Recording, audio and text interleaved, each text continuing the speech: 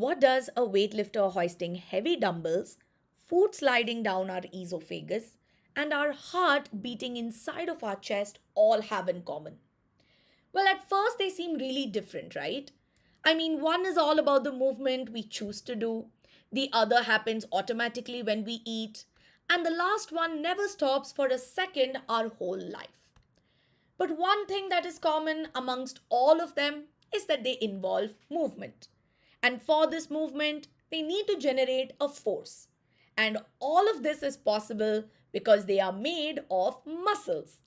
So, in today's video, we're going to understand all about muscles and muscular tissue, and we're going to deep dive and see how muscles make movement possible. So, firstly, what are muscles? Now, muscles are a group of specialized tissues which are designed for movement. So, imagine them to be the body's engine, which is always working, where sometimes you tell it what to do, and sometimes it does certain actions without you realizing it. So, whether it's activities like walking, running, jumping, all of this is possible because of our muscles. But there's a very interesting aspect here.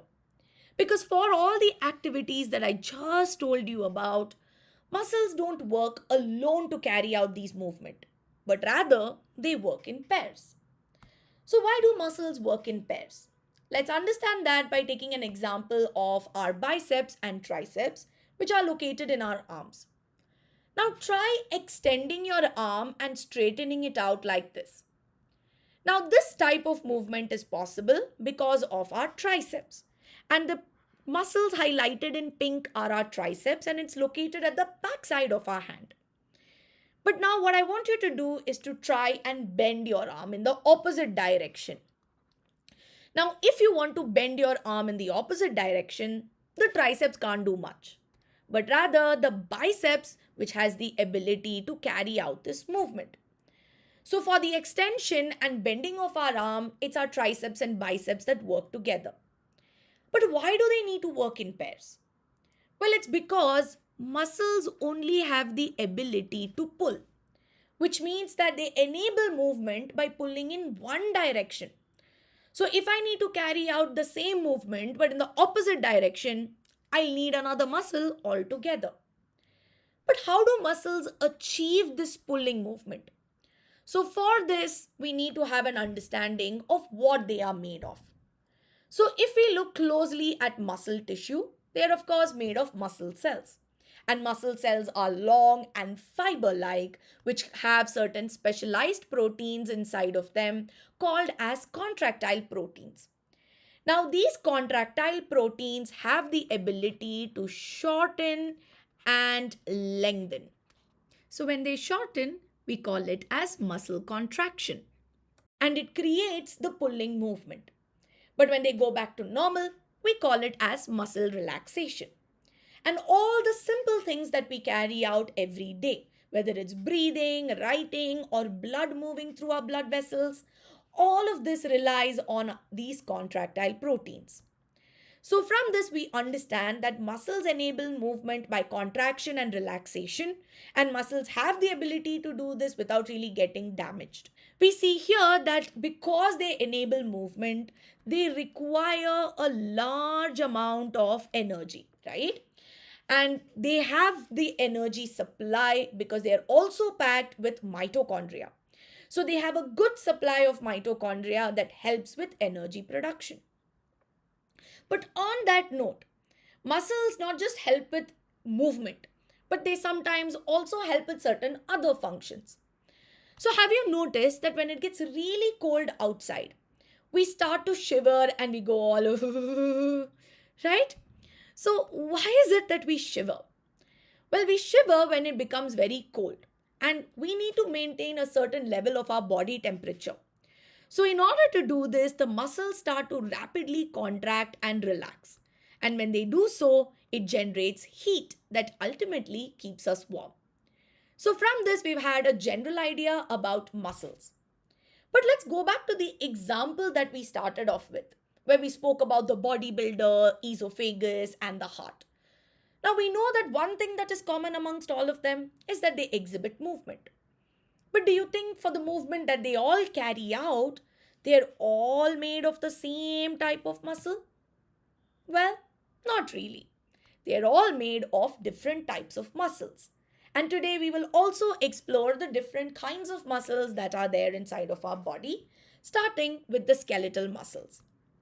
Now, why do you think they're called as skeletal muscles? Now, these are muscles which are closely associated with our skeletal system. So, these are muscles which are found attached to our arms, our legs, and they're also attached to our face. Now, whether it's our arms or legs or facial expressions, we can control it at our own free will and we can control it consciously, which is why these muscles are also known as voluntary muscles. Now, let's have a closer look at its structure. Now, the skeletal muscles are made up of muscle cells which are long and cylindrical, and we see that they are unbranched. And they are not just made up of one single nucleus, but they're made up of many nuclei altogether. So, we call them as multinucleated. Now, when we observe these cells under the microscope, we see that there are these alternating dark and light bands.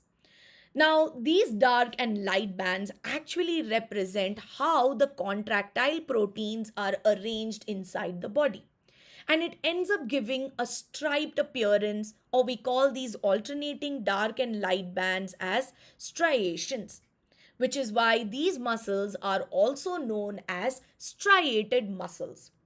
So, from this, we see that skeletal muscles are also known as voluntary muscles or striated muscles.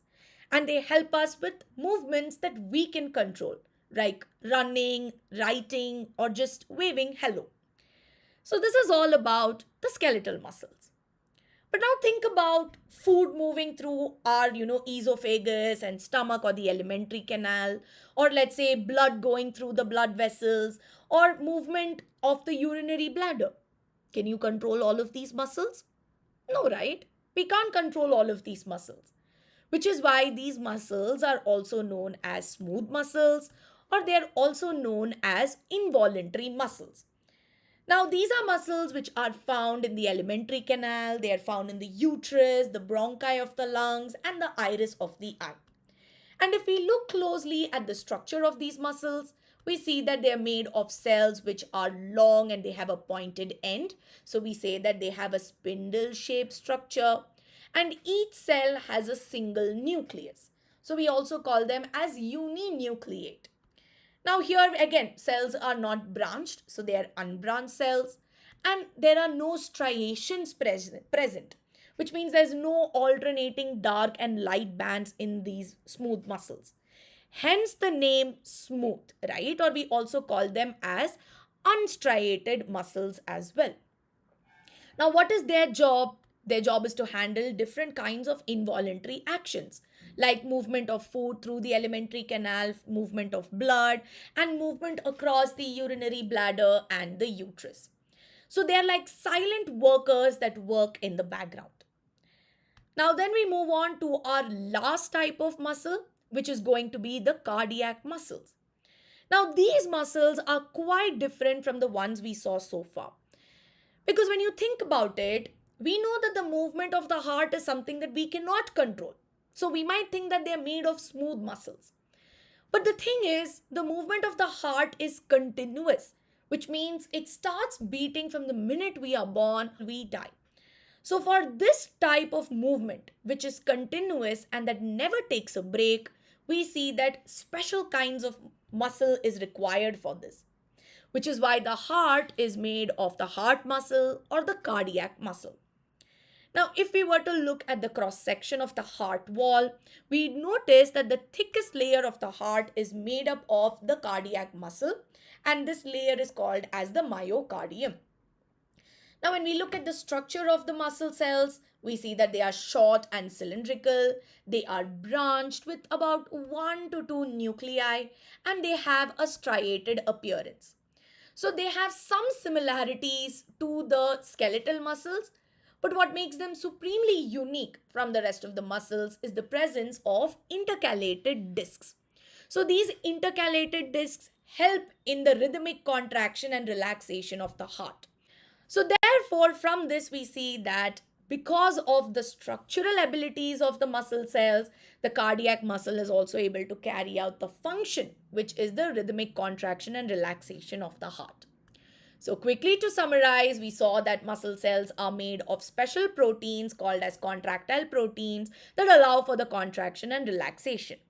And we see that muscles, especially the skeletal muscles, work in pairs, and also there are muscles which facilitate internal movement as well.